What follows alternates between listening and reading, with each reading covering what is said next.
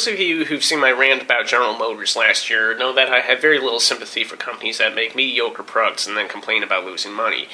Well, lately I've been compelled to take that a step further and complain about companies that treat their customers badly, especially in this day and age. So, let's all bend over and begin. As you might know, Bell Canada has been getting some heat lately over the voicemail of their customers being hacked and the owners being stuck with long-distance bills of at least tens of thousands of dollars. You may also remember that Bell knows for a fact that its legitimate customers cannot possibly be making these calls, yet insists that they must be the ones to pay bills that they cannot afford. Now, this outraged me so much that for the last few weeks I've been trying over and over again to contact someone at Bell to try to explain themselves. I'm particularly interested in their answer, given that what they're doing is possibly a crime in this country. Well, first they make an excuse about confidentiality in relation to other customers' lines. Fine, but I didn't ask about that. Then they assured me that no charges will be added to my bill. Well, I fucking well hope not, considering that I stated over and over again that I haven't had this happen to me.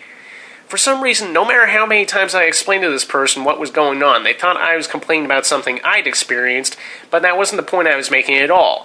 As of this recording, they claim that my concern has been passed on to a supervisor, but I haven't heard anything since. I will, however, be pressing them on this. I do not go away. On another note, my family recently had an experience with KitchenAid that wasn't much better. We needed to have our dishwasher fixed, a job that the mechanic said would only take a couple of days while he ordered a part. Now, we waited instead for about a week and a half, mainly because he couldn't be bothered to make one phone call. When we tried to ask about that, all we got was the general apologies that we were upset, and assurances that if we tried to cancel the job and go elsewhere, not only would we have to get the parts through KitchenAid anyway, but we would be billed for services that we didn't receive. I have no respect for people like this. Either grow a mind of your own to help the people paying your salary, or don't even bother being there.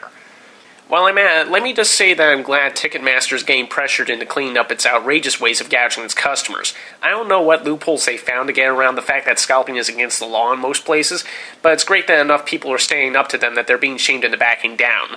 A little. On the bright side, though, I had to deal with Sony's customer service last week, and they were the exact opposite of all of this. I had a slight problem with my sound recorder, and they got back to me with the right answer in just a few hours of me sending the original email. Thank you very much, Sony. The way I see it, companies these days will have to live and die as much on merit as supply and demand. When people have only so much money to spend, I'd imagine that the smart ones are going to be a little more picky about where they spend it. If your company insists on shafting your customers, then you can not only expect them to not come back, but to warn their friends not to bother with you either, and so on and so forth. In these tough times, is that really a risk you can afford to take? That's enough for me.